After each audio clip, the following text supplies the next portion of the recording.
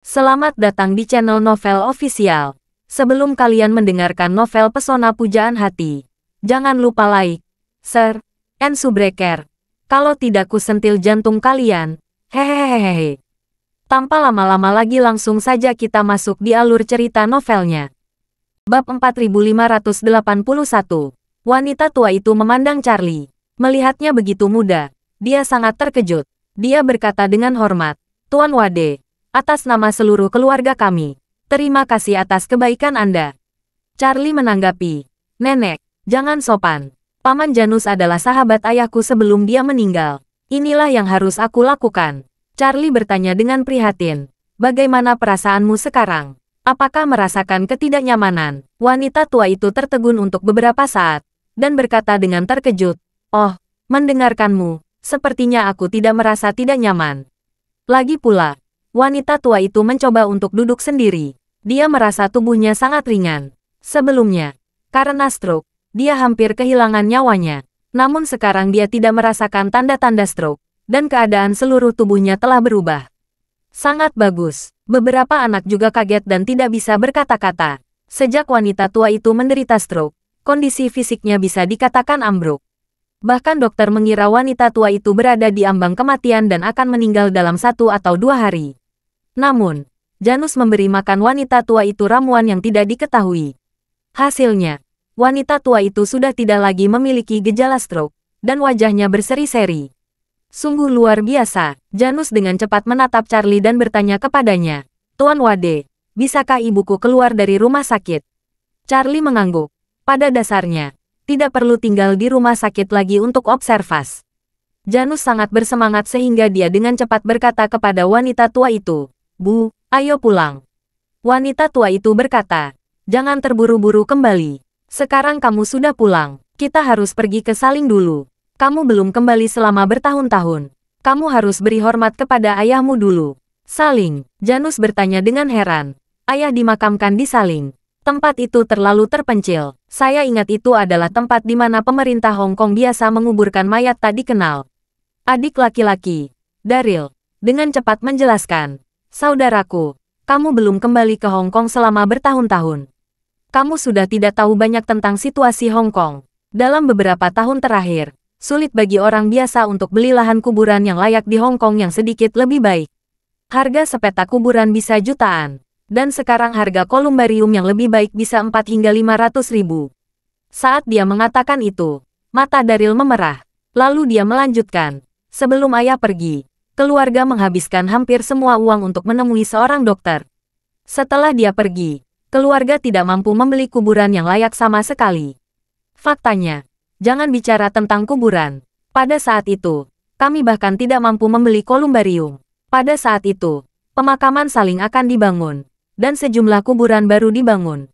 Nyonya Fuller yang membantu kami membelikan pemakaman formal. Sudah sangat bagus ayah bisa dikuburkan di tanah daripada ditempatkan di kolumbarium."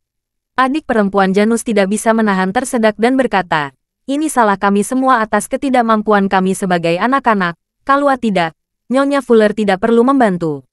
Karena ini juga, Sean memarahinya dengan buruk. Janus mengerutkan bibirnya dan bertanya tanpa sadar, "Jenna, oh tidak, apakah Nyonya Long sering datang ke sini?" Adik perempuan Janus menjelaskan, pada awalnya, dia sering datang. Saat Sean menikahinya, dia sangat mencintainya, dan pada dasarnya semuanya terserah padanya. Jadi dia sering datang menemui orang tua kita. Dia berani datang secara terang-terangan, dan dia sering berkunjung. Beberapa hari yang lalu, saat ibu baru dirawat di rumah sakit, dia datang ke sini secara khusus. Dia memberikan sejumlah uang, tetapi kami tidak menerimanya." Dia berhenti dan berkata lagi, "Kakak, sebenarnya, selama bertahun-tahun, berkat perawatan Nyonya Fuller, keluarga kita bisa seperti sekarang ini. Jadi apa yang terjadi saat itu, kamu juga jangan terlalu membencinya." Ekspresi Janus agak rumit. Dia tidak bisa menahan diri untuk bertanya, "Mengapa kamu tidak memberitahuku tentang hal-hal ini selama bertahun-tahun?" Adik perempuan itu ragu-ragu sejenak dan berkata, "Nyonya Fuller tidak membolehkan kami memberitahu kamu. Dia bilang, dia sangat menyakiti kamu. Dia tidak ingin kamu menderita karena ditinggal olehnya." Pada saat ini, Janus memiliki perasaan campur aduk di hatinya. Meskipun dia sudah melepaskan fakta bahwa Jenna meninggalkannya, tetapi ketika dia mendengar bahwa Jenna tidak melupakan orang tua dan keluarganya selama bertahun-tahun, jantungnya tiba-tiba berdenyut. Terkadang, jika pihak lain cukup tidak berperasaan, pihak yang terluka bisa melupakan. Memang Jenna meninggalkannya tanpa alasan jelas. Namun saat ini dia mengetahui bahwa Jenna masih peduli pada keluarganya. Situasi ini bisa membuat dirinya jatuh cinta lagi. Bab 4582. Pada saat yang sama, keluarga Long juga telah kembali ke mansion di Sundao dengan mobil. Dalam perjalanan kembali, Xiaon dan Jenna berada di dalam mobil, dan Marianne mengendarai Teslanya sendiri.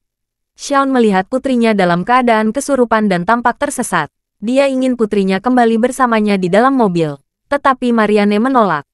Marianne kesal dan ingin sendirian. Dia tidak pernah menyangka bahwa dalam perjalanan kembali, hanya Charlie yang ada dalam pikirannya.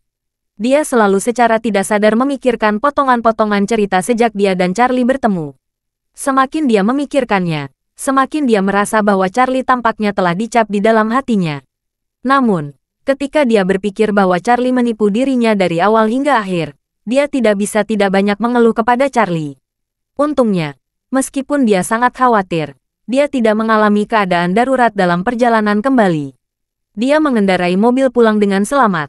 Saat dia menghentikan mobil, Xiaon keluar dari mobil seolah-olah dia telah kehilangan jiwanya. Seluruh tubuhnya tampak pucat, dan gerakannya sedikit tidak nyaman. Melihat ini, Jenna buru-buru mendukungnya dan bertanya dengan prihatin, "Xiaon, kamu baik-baik saja?" Xiaon menghela napas, melambaikan tangannya dengan lemah, dan berkata, "Ayo masuk." Marianne juga merasa sedikit tertekan tentang ayahnya. Dia bergegas ke sisi lain untuk memeluknya. Ketiganya memasuki villa, dan Xiaon meminta mereka membawanya ke sofa dan duduk. Saat duduk, Xiaon menghela napas lega dan bergumam pada dirinya sendiri. "Saya, Xiaon, telah hidup selama lebih dari 50 tahun. Hari ini adalah hari yang paling menakutkan." Jenna di samping menyeka air matanya dan tersedak. "Maaf Xiaon, ini semua salahku. Aku tidak menyalahkanmu." Xiaon melambaikan tangannya dan menghela napas. "Akulah yang selalu terlalu sombong.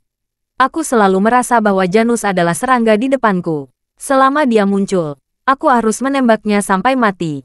Aku tidak pernah membayangkan bahwa Curtis, yang sangat berkuasa saat itu, ternyata memiliki seorang putra."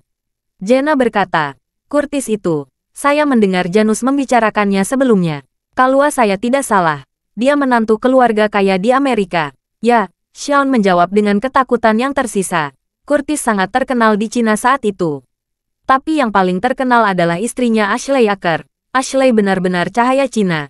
Siapapun yang menyebut dia, mau tak mau harus mengacungkan jempol." Setelah itu, Xiaon berkata lagi, "Dulu saya berpikir keluarganya 3 orang sudah mati. Saya belum pernah mendengar berita bahwa putra mereka masih hidup. Saya tidak mengira putra mereka sangat berkuasa sekarang. Jangankan raksasa keluarga Aker, menguasai istana Wanlong saja sudah menakutkan." Setelah jeda, Xiaon menghela napas. Janus memiliki pendukung seperti dia. "Saya sudah kalah kali ini." Jenna, yang ada di sampingnya, berkata dengan tergesa-gesa, "Xiaon, kalau kamu pergi ke East Cliff dalam beberapa hari, aku akan menemanimu." Xiaon memandangnya dan berkata dengan serius, "Pergi ke East Cliff sangat sulit. Charlie meminta saya pergi ke makam ayahnya untuk bertobat. Saya akan pergi selama 3 bulan, dan saya akan tidur di udara terbuka. Saya tidak tahu berapa banyak saya akan menderita." "Tidak apa-apa," Jenna berkata tanpa ragu. "Kita suami dan istri, pasti ada kesulitan bersama." Xiaon menertawakan dirinya sendiri, dan tiba-tiba berkata, "Sebenarnya, kalau kamu masih memikirkan Janus, kamu bisa mempertimbangkan memperbarui hubunganmu dengannya. Sekarang dia memiliki pendukung seperti Charlie, dan kemampuannya luar biasa. Masa depannya pasti menjadi tak terbatas." Jenna menggelengkan kepalanya dan berkata, "Xiaon, aku sudah memberitahumu saat aku kembali dari Amerika. Aku sudah selesai dengannya, dan tidak mungkin kembali lagi. Selama bertahun-tahun, aku merasa lebih bersalah untuknya. Bagaimanapun juga, aku membuatnya berkeliaran di luar selama bertahun-tahun. Aku diam-diam merawat keluarganya, hanya untuk membuat diriku merasa lebih baik." Mengatakan itu, Jenna menangis, memandang Xiaon dan berkata dengan tulus, "Xiaon, setelah hari ini, dia dapat dengan aman kembali ke Hong Kong dan bersatu kembali dengan keluarganya. Rintangan di hatiku sudah berakhir. Setelah ini semua, saya hanya ingin menjalani kehidupan yang baik dengan dirimu. Seperti sumpah yang kita buat saat kita menikah, terlepas dari kemiskinan atau penyakit. Xiaon, yang telah menghabiskan seluruh hidupnya dikelilingi oleh ribuan bunga, tiba-tiba merasakan emosi yang belum pernah terjadi sebelumnya di dalam hatinya. Bab 4583. Di masa lalu, Xiaon selalu memiliki sikap superior saat menghadapi setiap wanita. Dia merasa bahwa wanita-wanita ini adalah objek favoritnya, dan mereka pasti sangat beruntung mendapatkan bantuannya. Karena mentalitas yang tidak terikat itulah dia bisa menikmati bunga selama bertahun-tahun. Meskipun Jenna adalah favoritnya di antara semua wanita, di dalam hatinya, dia masih memandang rendah Jenna. Jenna mengikuti Janus ke Amerika saat itu. Di matanya, itu seperti mainan favoritnya dicuri. Setelah Jenna kembali, dia hanya ingin menyimpan mainan yang hilang ini di sisinya selamanya. Tetapi jika ditanya apakah dia benar-benar mencintai Jenna, jawabannya pasti tidak. Meskipun dia sangat menyukai Jenna saat itu, setelah Jenna melarikan diri sekali, dia selalu mengendalikan Jenna dan tidak berinvestasi terlalu banyak pada wanita ini. Dan selama bertahun-tahun, dia melakukannya dengan sangat baik. Meskipun Jenna sudah menjadi Nyonya Long, dia tidak bisa mengendalikan harta keluarganya. Bahkan walau sudah menikah, dia hanya seekor kenari yang dibesarkan. Tetapi pada saat ini, dia merasakan jauh di dalam hatinya. Dia sepertinya tersentuh oleh kata-kata Jenna barusan. Dia telah menikmati bunga-bunga dengan penuh kebanggaan sepanjang hidupnya. Dan ketika dia berlutut di depan Charlie dan memohon belas kasihan, harga dirinya sudah hilang. Sekarang, dia lebih seperti seorang jenderal yang kalah, tanpa kebanggaan masa lalu. Dan karena kegigihan wanita di sisinya, ada kelembutan di hatinya. Itu adalah kelembutan yang membuat si pecundang merasa sedikit lebih hangat. Jadi, dia menghela napas ringan, mengangguk, dan berkata, kalau kamu sudah benar-benar melepaskannya di hatimu, kita akan menjalani hidup kita dengan baik di masa depan. Lupakan semua masa lalu. Jenna meneteskan air mata ketika mendengar ini. Selama bertahun-tahun, dia juga tahu sikap Xiaon terhadapnya. Dia masih tahu diri dan tahu mengapa Xiaon memiliki dendam padanya. Selama bertahun-tahun, dia telah berusaha menghilangkan penghalang ini. Tapi dia tidak berdaya. Tetapi siapa yang mengira bahwa setelah Xiaon mengalami hari ini, dendam Xiaon terhadapnya tiba-tiba hilang. Ini membuatnya bersemangat. Marianne, yang berada di sampingnya, juga memiliki perubahan halus di hatinya. Di masa lalu, dia sangat tidak puas dengan Jenna. Namun sekarang, dia bersimpati dengan wanita ini. Terlebih lagi, melihat bahwa dia dan ayahnya dapat sepenuhnya menghindari perpisahan, Marianne merasa bersyukur. Namun, dia tidak ingin melihat pengakuan keduanya di sini. Dia berdiri dan berkata, aku akan ke kamarku untuk beristirahat. Xiaon bertanya, Marianne, kamu sudah menghubungi Nona Fox? Tidak, Marianne bertanya dengan heran.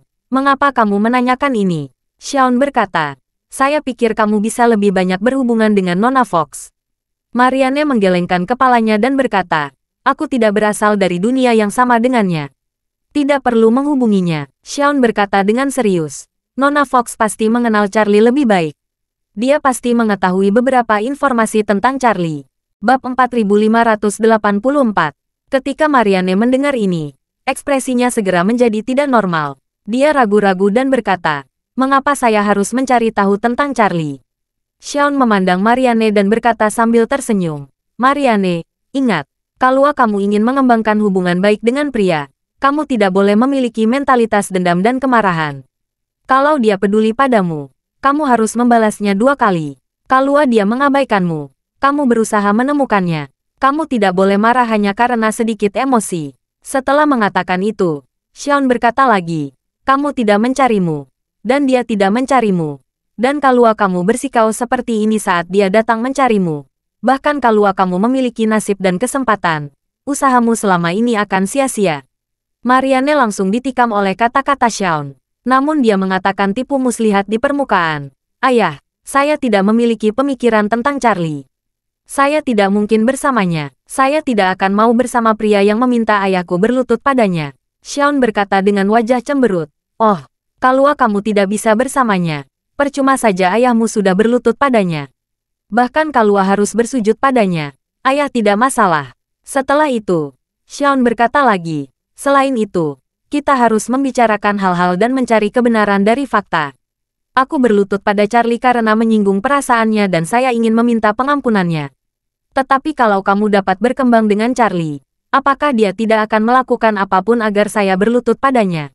Marianne mengerutkan kening dan berkata, kamu mengatakan ini karena kamu menyukai kekuatan Charlie. Itu benar, Xiaon berkata dengan tenang. Marianne, kamu anak pertamaku. Kamulah yang membuatku memahami perasaan menjadi seorang ayah untuk pertama kalinya. Ini adalah sesuatu yang tidak dapat dibandingkan dengan adik-adikmu.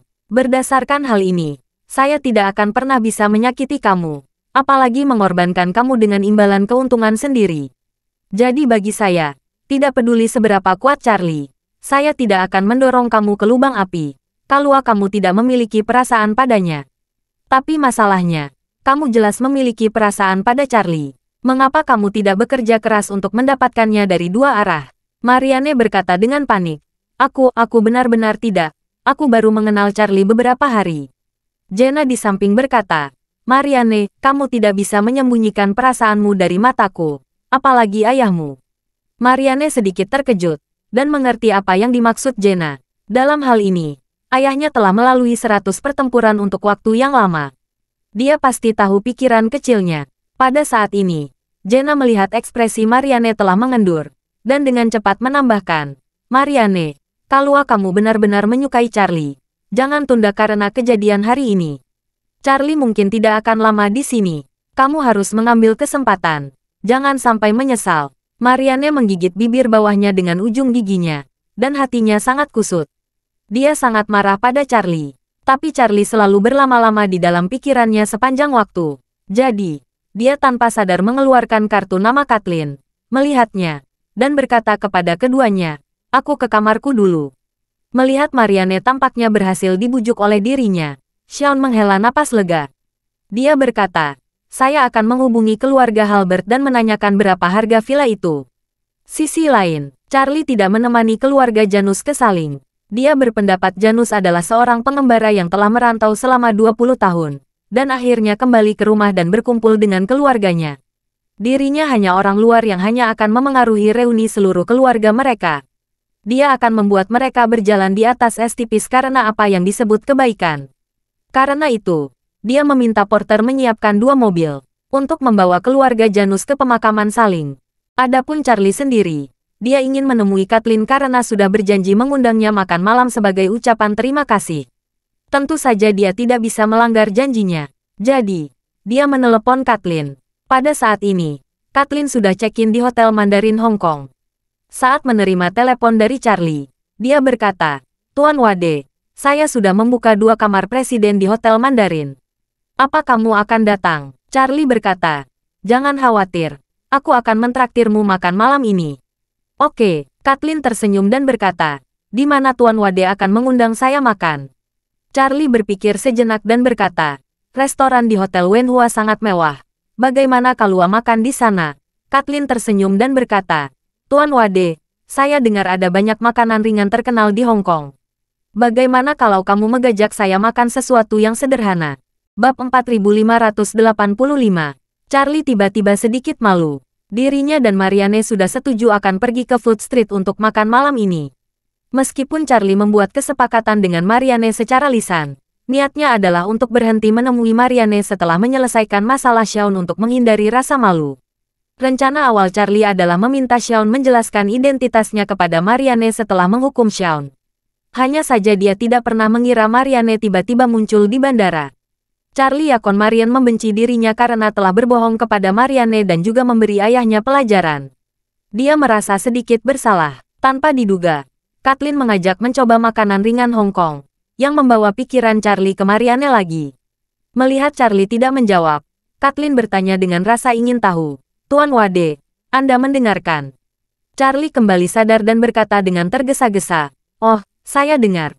Karena kamu ingin mencoba makanan ringan Hong Kong, saya akan mengajak kamu ke Food Street. Oke, Kathleen tersenyum dan berkata, kirimkan alamatnya. Aku bisa pergi ke sana sendiri. Setelah itu, Kathleen berkata lagi, ngomong-ngomong, Tuan Wade, saya akan mengajak seorang teman. Apakah baik-baik saja? Charlie bertanya dengan rasa ingin tahu. Kamu punya teman di Hong Kong? Ya, Kathleen berkata sambil tersenyum. Saya punya beberapa teman. dari seluruh dunia. Charlie tidak terlalu banyak berpikir, dan berkata, ayo pergi bersama. Oke, Kathleen berkata dengan tergesa-gesa. Kalau begitu sudah beres. Aku tunggu alamatnya. Charlie menutup telepon dan mengirim Kathleen alamat jalan kuliner Marianne. Kemudian dia melihat bahwa itu belum terlalu dini. Dia melambai dan menghentikan taksi untuk pergi ke jalan kuliner. Ketika Charlie tiba di jalan kuliner, lalu lintasnya sedang ramai. Namun, begitu Charlie berjalan ke jalan ini, dia mendengar suara yang agak familiar berteriak kepadanya. Tuan, apakah Nona Marianne ikut denganmu? Charlie melihat ke samping dan menemukan bahwa Paman Norman yang mendirikan kios di pintu masuk jalan makanan ringan. Dia tersenyum dan berkata, halo, Paman Norman, Nona Marianne tidak ikut denganku. Paman Norman mengangguk dan bertanya kepadanya, apa yang ingin kamu makan? Kamu mau mencoba masakanku? Charlie mengangguk riang. Oke, mari kita coba keahlianmu dan nikmati daging sapi goreng kering. Paman Norman dengan cepat mengeluarkan meja kosong, mengundang Charlie untuk duduk, berbalik dan mulai sibuk di standnya. Pada saat ini, Kathleen, yang mengenakan gaun lengan pendek, membawa tas bahu kecil, dan berpakaian sangat muda dan indah. Dia muncul di depan Charlie, tersenyum dan melambai kepada Charlie, Tuan Wade. Melihatnya, Charlie tersenyum dan berkata, ayo, Nona Fox, silakan duduk. Kathleen mengangguk dan duduk di depan Charlie. Melihat dia sendirian, Charlie bertanya dengan rasa ingin tahu, di mana temanmu? Kathleen melihat arlojinya dan tersenyum. Seharusnya segera datang. Begitu dia selesai berbicara, dia melihat seorang gadis seusianya mendekat tidak jauh. Dia melambai dengan antusias. Nona Long, sini. Bab 4586. Charlie melihat Marianne berdiri kurus tidak jauh darinya, dan reaksi pertamanya adalah terkejut. Segera setelah itu, dia memandang Kathleen dan bertanya dengan tidak jelas, Nona Fox, bagaimana situasinya? Sementara Marianne masih di depannya, Kathleen tersenyum sedikit dan berkata dengan suara rendah, saya mengundang Nona Long bergabung. Saya minta maaf tidak melapor kepada Tuan Wade sebelumnya. Setelah itu, Kathleen berkata lagi, saya juga melihat tampaknya ada kesalahpahaman antara kamu dan Nona Long. Saya pikir kalian harus duduk dan mengobrol. Kita akan kembali besok atau lusa. Kalau kamu ingin menjernihkan kesalahpahaman dengan Nona Long secara langsung, kamu tidak akan memiliki kesempatan bagus. Charlie tidak menyangka Kathleen mengamati dengan cermat dan berpikir demikian. Namun, meskipun terkejut, Charlie sedikit lebih berterima kasih kepada Kathleen. Sebenarnya, dia juga sangat ingin berbicara dengan Marianne sebelum meninggalkan Hong Kong. Dia tidak harus memaksanya memahami niat aslinya, tapi setidaknya ada kesempatan meminta maaf secara langsung. Terkait Marianne, Charlie sedikit malu. Melihat Marianne tampak sangat kecewa dengan dirinya di bandara, Charlie tidak tahu bagaimana harus menjelaskan kepadanya. Lagi pula, tidak diketahui apakah dia bersedia mendengarkan penjelasannya atau tidak. Selain itu, dia akan segera kembali ke Amerika. Charlie memiliki beberapa pemikiran untuk memecahkan toples. Dia meyakini bahwa itu sudah selesai. Dia bisa melakukan apa saja yang dia inginkan. Meskipun dia tidak mengatakan yang sebenarnya kepada Marianne, dia bersikap lunak pada Shaun karena mempertimbangkan Marianne. Namun, saat datang ke jalan kuliner ini, Charlie tidak bisa tidak memikirkan Marianne di dalam hatinya. Memikirkannya, Charlie merasa agak tersesat di hatinya. Perasaan ini agak mirip dengan perasaan ketika Nanako terluka oleh Aurora dan segera dibawa kembali ke Jepang untuk perawatan. Meskipun Charlie bukan orang baik yang dipenuhi dengan hati perawan, dia sama sekali bukan orang yang sangat jahat. Jika dia memiliki kebencian, dia akan membalasnya. Jika dia baik, dia akan membayarnya kembali. Sambil memikirkannya, Marianne sudah menghampiri. Charlie merasakan jantungnya berdetak lebih cepat, dan hati Marianne bahkan lebih gugup. Dia juga tidak tahu bahwa Kathleen punya janji dengan Charlie malam ini. Karena apa yang Kathleen katakan padanya di telepon adalah bahwa Charlie ada kesibukan malam ini. Jadi dia mengajak Marianne makan malam bersama. Selain itu, dalam percakapan antara Charlie dan Shaun di bandara, dia mengetahui bahwa Marianne memiliki jalan jajanan. Dia mengajak Marianne ke tempat makan dengan alasan ingin mencicipi karakteristik lokal Hong Kong. Apa yang tidak diharapkan Marianne adalah Charlie juga ada di sini. Ini membuatnya panik, meskipun dia kecewa bahwa Charlie tidak mengatakan yang sebenarnya kepada dirinya, dan juga kecewa Charlie terlalu keras kepada ayahnya. Tetapi bagaimanapun juga dia memiliki Charlie di dalam hatinya. Sejak kembali ke rumah, Dia selalu memikirkan Charlie hampir sepanjang waktu. Dia juga khawatir jika dia tidak bisa membicarakan hal ini dengan Charlie. Maka setelah Charlie meninggalkan Hong Kong, mereka berdua tidak akan bisa berkomunikasi lagi. Jadi dia menghubungi Kathleen dan ingin mengundang Kathleen keluar makan bersama. Bab 4587. Maksud sebenarnya mengobrol dengan Kathleen adalah, di satu sisi untuk lebih mengenal Charlie, dan di sisi lain untuk menyangga mentalitasnya. Setelah mentalitasnya membaik, dia akan mencari kesempatan mengibrol dengan Charlie. Tapi melihat Charlie di sini, dia menjadi berhati-hati. Tidak tahu bagaimana memecahkan suasana canggung dengan Charlie. Pada akhirnya, Kathleen, seorang wanita pintar, harus menyelesaikan masalah. Dia tidak repot-repot menjelaskan mengapa mereka berdua ada di sini. Dia hanya tersenyum santai dan berujar, Nona Long dan Tuan Wade, kalian berdua harus saling memahami. Kalian berdua memilih tempat ini, tidak saling janju, kan? Singkatnya, Kathleen mengesampingkan fakta bahwa dialah yang membawa permainan dua orang, selain meredakan rasa malu di antara keduanya. Pada saat ini, Charlie tersenyum dan berkata, saya membuat janji dengan Nona Long makan malam di sini. Marianne duduk di seberang Charlie, memandang Charlie, dan bertanya dengan tenang, kamu sekarang memanggilku Nona Long, bukan Nona Marianne lagi. Charlie tersenyum canggung, aku salah. Maksudku Nona Marianne. Alis Marianne tampak sangat lega, lalu meletakkan tasnya ke samping, memandang Charlie, dan bertanya, karena kita sudah membuat janji, mengapa kita melewatkan janji itu? Charlie buru-buru berkata, bukankah sekarang kita sudah duduk di sini? Marianne berkata, kamu di sini bukan karena janjian dengan saya, tetapi karena janji dengan Nona Fox. Melihat Charlie tidak tahu bagaimana menjawab, Kathleen menyelang, oh, omong-omong, saya ada conference call. Kalian berdua bisa mengobrol berdua, dan omong-omong silakan pesan makanan. Saya cari tempat tenang untuk menelepon. Dengan itu, dia berdiri dan berjalan pergi. Baik Charlie maupun Marianne tidak berpikir bahwa Kathleen akan begitu lugas. Tetapi karena Kathleen tidak di depannya, Charlie memandang Marianne dan berkata dengan tulus, Nona Marianne, saya minta maaf tentang urusan hari ini. Saya melewatkan janji malam ini terutama karena saya tidak tahu bagaimana menghadapimu. Marianne berkata, jadi dari awal kamu memang ingin memberi ayahku pelajaran, kan? Ya, Charlie mengangguk dan berkata dengan tenang, saya mendengar Paman Janus akan dideportasi, dan ayahmu menginginkan hidupnya. Aku harus datang ke Hong Kong selangkah lebih maju darinya. Marianne bertanya lagi, karena Isu Siping adalah perusahaanmu, dan kebetulan ayahku ingin bekerja sama dengan Isu Siping. Jadi kamu mengambil kesempatan ini untuk mendekati kami, kan? Itu benar, Charlie berkata. Aku bermaksud mendekati ayahmu dulu tanpa memberitahu dia tujuanku yang sebenarnya. Setelah Paman Janus tiba, aku memanfaatkan waktunya yang paling arogan untuk menempatkan masalah baru dan masalah lama. Lalu cari tahu bersama. Marianne memandangnya dan bertanya dengan ekspresi yang sangat serius. Bagaimana dengan saya? Apakah saya termasuk dalam rencanamu? Tidak, Charlie menggelengkan kepalanya. Sebelum saya datang, saya hanya melihat kamu di profil keluarga Long. Saya tidak memasukkan kamu ke dalam rencana saya. Saya datang ke Hong Kong hanya untuk ayahmu. Setelah itu, Charlie berkata dengan tulus, namun, demi keselamatan Paman Janus, dan untuk memberi ayahmu pelajaran yang lebih menyeluruh, saya tidak pernah memberitahu kalian niat saya.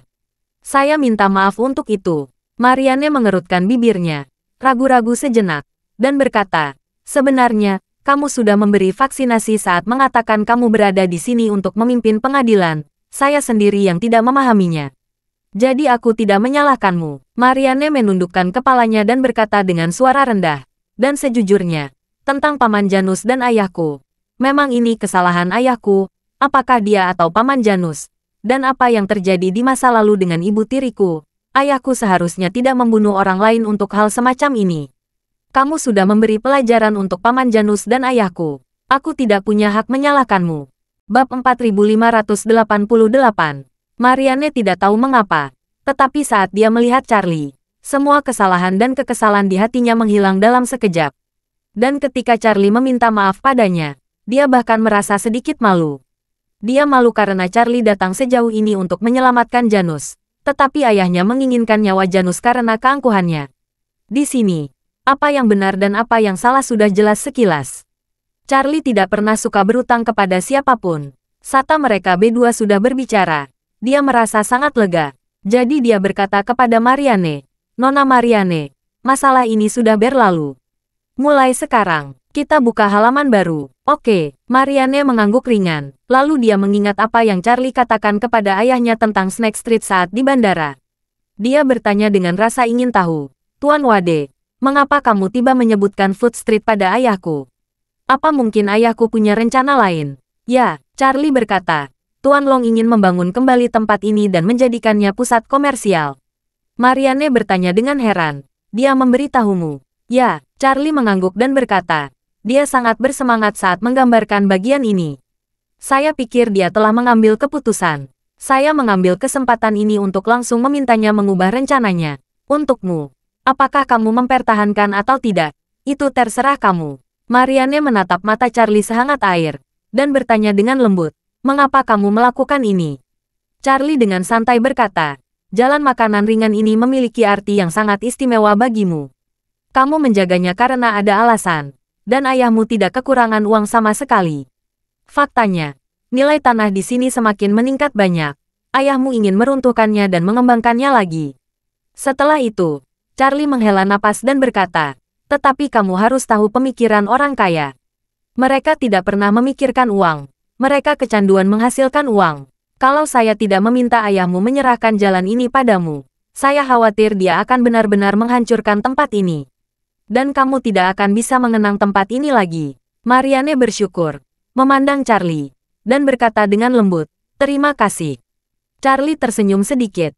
"Sama-sama, saya bisa berempati dengan perasaanmu. Setelah orang tua saya meninggal, saya sering mengunjungi rumah tua tempat kami dulu tinggal. Dan terkadang, setelah saya selesai bekerja mengangkat batu bata di lokasi konstruksi yang jauh, saya akan naik sepeda menuju rumah itu untuk melihatnya. Kalau rumah itu dihancurkan, saya akan sulit menerimanya." Marianne bertanya dengan heran, "Tuan Wade bekerja memindahkan batu bata di lokasi pembangunan?" Charlie mengangguk dan berkata, "Setelah lulus dari sekolah menengah di usia 18 tahun, saya mulai bekerja di berbagai lokasi konstruksi. Saya telah bekerja di lokasi konstruksi untuk teknik sipil dan dekorasi. Saya bekerja seperti itu selama 6 tahun. Marianne sangat terkejut, lalu bertanya dengan sangat bingung, "Tapi latar belakang keluargamu sangat menonjol. Mengapa kamu sampai bekerja di lokasi konstruksi? Kakekmu dari ayah dan kakekmu dari ibu sangat kaya. Menurut ayah saya, kakek dari ibumu masuk peringkat 3 besar dunia. Mengapa kamu kerja kasar di lokasi konstruksi setelah lulus dari sekolah menengah?" Charlie menjawab dengan ringan, "Uang mereka adalah milik mereka. Aku sudah memberitahumu sebelumnya. Sejak orang tuaku meninggal saat aku berusia 8 tahun. Aku tinggal di panti asuhan hingga lulus sekolah menengah atas di usia 18 tahun. Setelah itu saya meninggalkan panti asuhan dan mulai bekerja di lokasi konstruksi untuk menghasilkan uang." Mendengar ini Marianne mengangguk ringan dan berbisik, "Saat saya marah padamu, saya pikir kamu berbohong tentang segalanya. Tapi melihat ke belakang sekarang, tampaknya kamu menceritakan yang sebenarnya kepada saya. Bahkan kalau kamu agak tidak nyaman untuk mengatakannya secara langsung, dan hanya mengatakan sebagian secara selektif, kamu tidak menipu saya." Setelah itu, Marianne bertanya lagi kepada Charlie, "Ngomong-ngomong, berapa lama kamu bekerja di lokasi konstruksi?" 4 tahun, Charlie berkata, "Dari usia 18 sampai 22 tahun. Bab 4589. Marianne terkejut. Dia tahu saat ini Charlie berusia 28 tahun. Dia bertanya dengan mata terbelalak, "Kamu masih bekerja di lokasi konstruksi 6 tahun yang lalu?" "Ya," Charlie membenarkan. 6 tahun yang lalu, tim teknik tempat saya bekerja mengambil alih lokasi konstruksi baru. Saya berada di lokasi konstruksi dan secara kebetulan dihargai oleh bos baru. Dia memaksa saya untuk belajar di universitas. Lebih dari 1 tahun kemudian saya menikahi cucunya yang paling dia cintai." Marianne menatap Charlie, dan berkata, "Kamu tidak bercanda. Mengapa bos memperlakukanmu dengan sangat baik dan menikahkan kamu dengan cucunya?" Charlie tersenyum ringan dan berkata, "Ini kebetulan. Nenek-nenek moyangnya selalu menjadi pelayan keluarga Wade, jadi dia mengenali identitas saya. Meskipun saya tidak punya apa-apa saat itu, dia ingin memberi saya arti rumah yang sebenarnya." Melihat senyum Charlie, Marianne merasakan detak jantungnya tiba-tiba bertambah cepat. Dia bertanya pada Charlie dengan sedikit gugup, Kamu setuju?" "Ya, aku setuju." Charlie berkata dengan ringan. Pada saat itu, aku tidak punya apa-apa, dan aku hidup sangat terlantar. Saya ingin memiliki keluarga. Pada saat ini, Marianne merasa seolah-olah 5 guntur menghantam puncak gunung. Dia menahan rasa sakit di hatinya dan bertanya pada Charlie, "Jadi kamu sudah menikah?" "Ya benar," Charlie berkata seperti biasa. Dia mengatur agar aku kuliah saat itu. Agar saya bisa menemani istri saya untuk belajar sampai lulus dari perguruan tinggi. Setelah istri saya lulus, kami menikah. Marianne hanya merasa matanya menjadi panas, dan penglihatannya tiba-tiba menjadi kabur. Dia tidak pernah berpikir bahwa Charlie sudah menikah, dan dia bahkan tidak berpikir bahwa ketika dia mendengar pesan ini, hatinya akan sangat sakit. Dia awalnya ingin tahu lebih banyak tentang Charlie, dan paling banyak memiliki beberapa kesan yang baik. Tapi sakit hati saat ini membuatnya menyadari bahwa dia telah terperangkap di dalamnya hanya dalam 2 atau 3 hari dan tidak dapat melepaskan diri. Pada saat ini, dia merasa bahwa air matanya akan keluar dari matanya. Agar Charlie tidak mengetahuinya, dia dengan sengaja menjatuhkan teleponnya dengan lengannya. Dia berbaring untuk mengambilnya setelah telepon itu jatuh. Air mata mengalir dari matanya. Marianne tidak berani membiarkan Charlie mengetahui bahwa dia berubah. Dia sengaja menghabiskan beberapa detik lagi di bawah meja. Setelah bisa menahan air matanya untuk sementara, dia mengambil ponselnya. Segera setelah telepon diangkat, ditemukan bahwa penutup belakang kaca telah pecah karena terkena kerikil kecil yang keras di bawah. Pada saat ini, dia tidak peduli dengan kerusakan ponsel yang sama sekali. Kekecewaan dan kehilangan hatinya membuat air mata yang telah dia tahan sangat keras hampir tidak dapat ditahan lagi. Charlie tidak berpikir bahwa Marianne mengarahkan kepalanya untuk mengambil ponsel dan mulai menangis, dan dengan cepat bertanya kepadanya, "Nona Marianne, mengapa kamu menangis? Apa yang terjadi?" Marianne menatap dengan mata kabur, tidak bisa menahan air matanya. Dia menangis, dan bertanya-tanya, ponselku rusak." Bab 4590. Charlie bukan orang yang cerdas secara emosional. Meskipun dia telah menikah dengan Claire selama 4 tahun, dia tidak pernah menjalin hubungan dalam arti yang sebenarnya. Dia tidak pernah menangani konflik apapun dengan Claire. Dia juga tidak bertengkar dengan kemarahan, dan perasaannya selalu datar dan perlahan meningkat. Tidak ada pasang surut pengalaman emosional. Tentu saja tidak ada pengalaman cinta yang kuat. Namun, siapa master yang memahami cinta yang bukan hasil dari badai yang tak terhitung jumlahnya? Bagi Raja Laut yang berpengalaman itu, dapat mengetahui apakah pihak lain telah jatuh cinta dalam satu pandangan. Namun Charlie tidak memiliki pengalaman seperti ini. Bahkan jika pihak lain berteriak di depannya, dia tidak bisa mendapatkan kuncinya. Jadi, ketika dia melihat Marianne yang menangis karena hujan, dia dengan cepat berkata, "Oh, teleponmu rusak. Tidak masalah, saya akan membelikan kamu yang baru. Jangan menangis." Suasana hati Marianne sedikit rusak, dan dia menangis dan berkata, Tapi saya suka yang ini." Charlie berkata dengan tergesa-gesa, "Saya tahu kamu bernostalgia, tapi tidak perlu khawatir. Telepon yang rusak dapat diperbaiki. Cukup ganti penutup belakang." Dengan mengatakan itu, Charlie melihat waktu dan berkata, "Oh, mungkin agak terlambat sekarang. Kamu bisa membawa ke toko untuk diperbaiki besok pagi. Jika mereka memiliki aksesori, ponselmu bisa diperbaiki. Jika mereka tidak memiliki aksesori apapun, saya akan membeli yang baru dan kamu bisa mengungkapnya dan menggunakan sebagai aksesori, kan?" Marianne tidak bisa menahan kesedihannya, tetapi dia tidak berani mengatakan apa yang dia pikirkan. Jadi dia hanya bisa menangis sedih. "Yang saya ingin telepon ini apa adanya. Kalau penutupnya diganti, bukan yang ini." Charlie tidak berdaya. Jadi dia hanya bisa membujuk, "Atau saya bisa membelikan kamu bungkus ponsel. Kamu bisa menutupi bagian belakang ponsel. Bagaimanapun, penutup belakang kaca rusak, dan ponselmu tidak rusak. Pasang saja casing baru untuk menghindari pengulangan, dan tidak akan menahan penggunaan." Marianne semakin menangis dan berkata, "Saya tidak menginginkan casing telepon. Apa gunanya casing telepon selain menipu diri sendiri?" Charlie tercengang. Dia tidak bisa mengerti mengapa Marianne, seorang siswa berbakat yang selalu sangat intelektual dan rasional, tiba-tiba menjadi anak berusia 3 tahun. Menurut dia, ini hanya ponsel. Solusi terbaik adalah dengan menggantinya dengan yang baru. Kalau tidak berfungsi, perbaiki saja. Jika tidak berfungsi, bisa menggunakan casing ponsel. Jika 3 solusi ini tidak berhasil, maka hal ini pada dasarnya belum terpecahkan. Oleh karena itu, saat ini, dia tidak tahu bagaimana membujuk Marianne.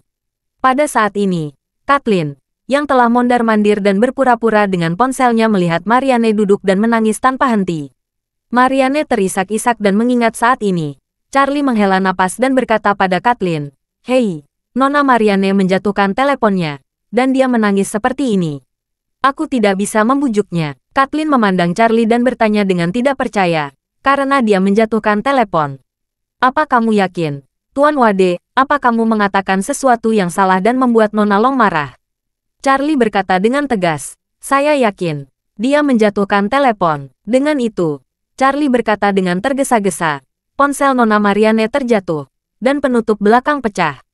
"Saya bermaksud membelikan yang baru, tapi dia bilang hanya menginginkan ponselnya ini. Jadi saya bilang, ganti saja sampul belakang. Dia bilang dia menginginkannya utuh, dan saya bilang, beli saja casing telepon untuk menutupinya. Dia masih tidak menginginkannya, dan saya tidak tahu bagaimana membujuknya."